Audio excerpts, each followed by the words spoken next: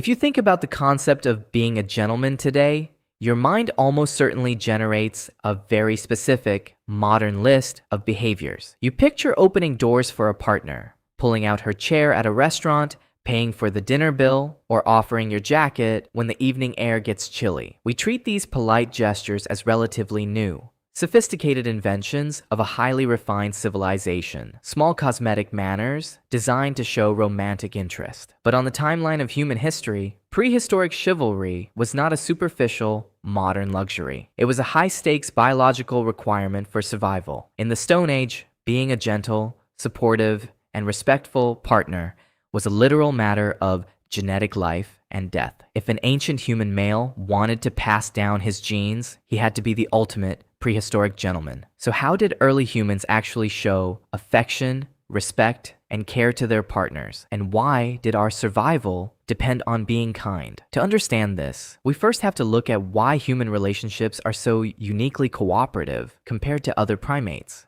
In a gorilla troop, a massive silverback male doesn't have to worry about manners. He uses brute force, aggression, and raw muscle to control a harem of females, physically chasing away any rivals. In chimpanzee groups, mating is highly competitive, chaotic, and often violent. In these systems, female choice is heavily restricted by male physical dominance. But with the rise of early humans around 2 million years ago, our biology underwent a massive redesign. We stood upright, which narrowed the female pelvis, and we began growing giant, complex brains. This meant human babies had to be born exceptionally early, leaving human parents with the most fragile, dependent, and helpless infants on the planet. A prehistoric mother could not hunt, gather, defend herself from predators, and carry a completely helpless infant all by herself. She needed a partner who would stay, share the burden, and invest in her child. Because of this, the power dynamic in human evolution shifted permanently. Raw, aggressive physical dominance became an evolutionary dead end. Human females developed the ultimate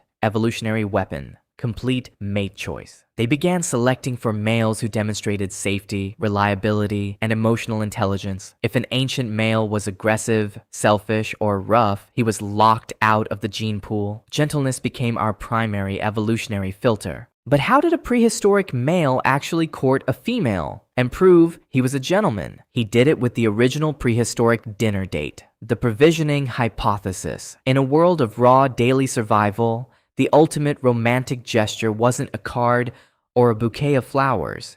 It was calorie-dense, hard-to-reach food. A male would go out into the dangerous savanna, scale a high rocky cliff to harvest dripping wild honey, or use heavy stones to crack open a carcass to scavenge the richest, most calorie-dense bone marrow, and bring it directly to a female. By handing over these highly valuable, dangerous-to-get calories, instead of eating them himself, the male was offering physical proof of his resourcefulness, his hunting ability, and, most importantly, his willingness to share and invest in her. It was a physical, nonverbal promise of lifetime partnership. They also courted through the profound intimacy of social grooming. Our ancestors spent hours every single day sitting together in the grass, gently picking twigs, dirt, and parasites out of each other's hair. To the modern mind, this sounds slightly unappealing, but biologically, grooming is the ultimate bonding experience. This gentle, repetitive physical contact releases a massive flood of oxytocin, the hormone of trust and love,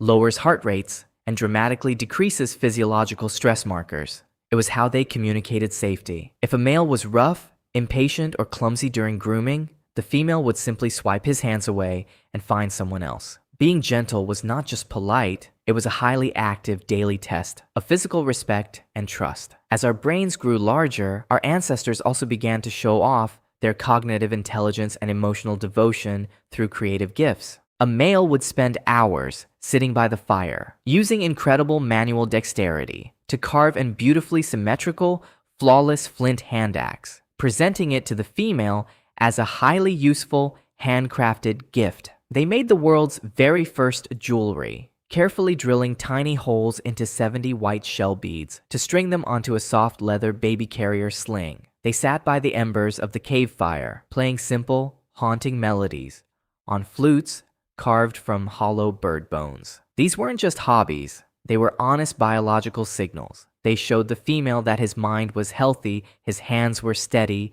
His genetic quality was high, and he was willing to devote his precious time to making her happy. But perhaps the ultimate prehistoric green flag of a true gentleman was active, supportive fatherhood. A prehistoric gentleman didn't just bring home meat. He helped carry the heavy baby in the hide sling during long, exhausting migrations. He stayed awake during the dark night, tending the campfire and watching for predators while the mother slept.